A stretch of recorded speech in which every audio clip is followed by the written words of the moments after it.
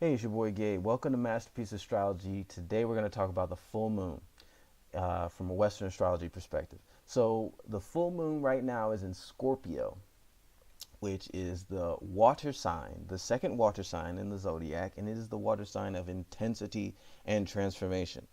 So, we have the sun in Taurus right now, which Scorpio is actually opposed to. So, basically, what I'm going to be talking about is what kind of experience you may be having and how to make the most of it. So you have the moon in Scorpio. The moon is like your inner self, and the sun is like the outward self, that your beingness and what people can see about you. So the sun's in Taurus, moon's in Scorpio.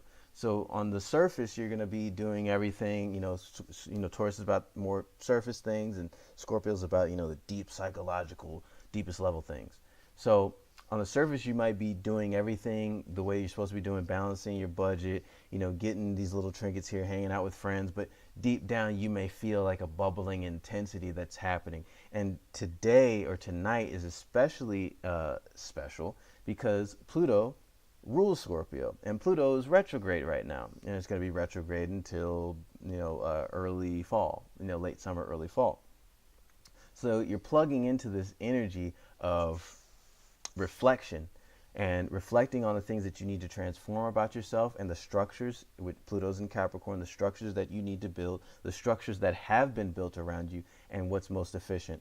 So Capricorn is ruled by Saturn. Saturn is in Sagittarius right now, and and the Saturn is actually opposed to Mercury right now, which is Mercury has to do with day-to-day thought, and Mercury's in Gemini where it's at home, and so day-to-day thought is going to be like kind of like opposed to this idea of commitment and committing to your beliefs, committing to your own sense of spirituality and higher learning, which are all things that Sagittarius rules.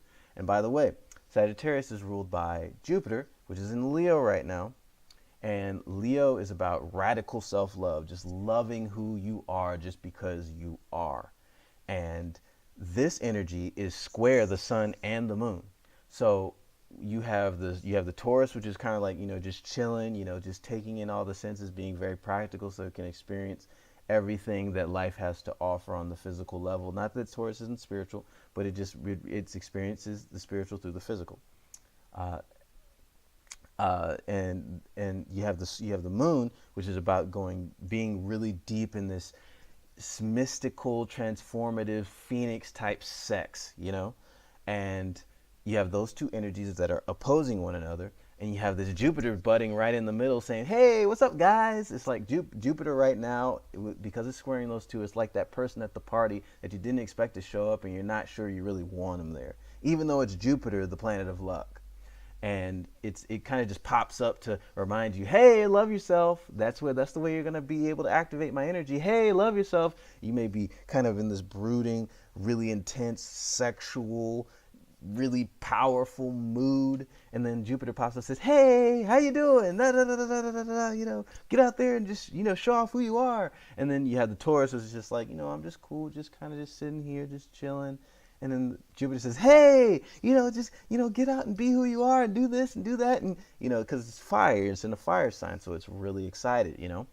So anyway, that's a really simplistic version of what Jupiter is going to be offering you. So the thing about a square is that a square is an energy that comes from, let's say, I'm a man, so I guess, you might stereotype me by creating this example. But think about a battle.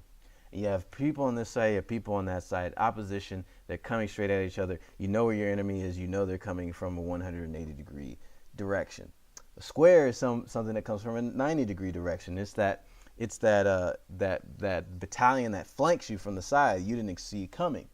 And sometimes, and what this does is it creates, I think, in many ways, a lot more tension than an opposition, because it just completely blindsides you. You're doing this, and then the rug is taken from under your feet. So you're going to feel a lot of intensity, and you're going to feel like you may be off balance, like the rug is constantly being pulled up from under your feet by Jupiter, the planet of luck. So this may come or manifest as luck coming from unexpected places, or luck coming from, you may be pushed into a position where you have to stand up for who you are, and that is something that will attract more abundance to you.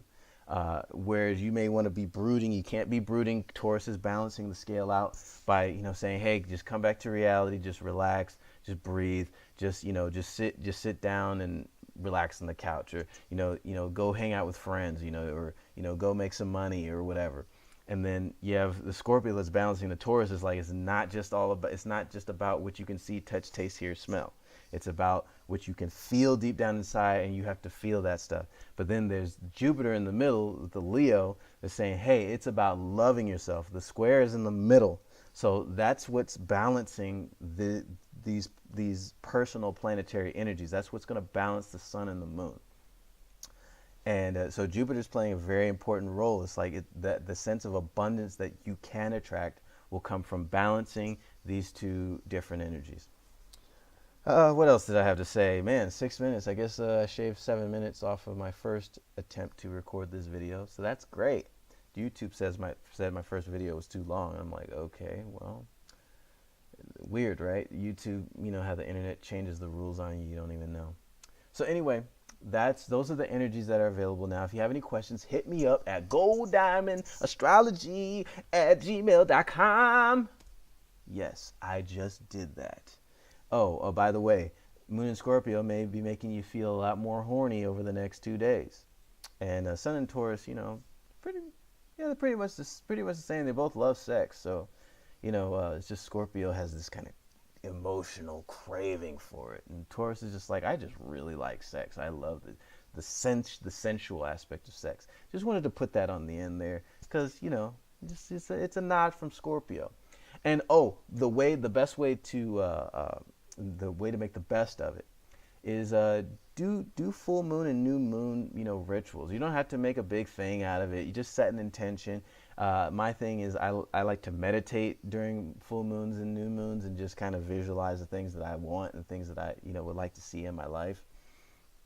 And that's pretty much how you use these energies. Yeah, I think that's it. So anyway, you can hit me up, golddiamondastrology@gmail.com. If you have any questions, I'd love to start a conversation with you guys. I really would. And if you need a reading done, I'm also available for that too. Let's talk. And that's pretty much it. All right, y'all. Peace out. Take care of yourselves and love yourself to the fullest.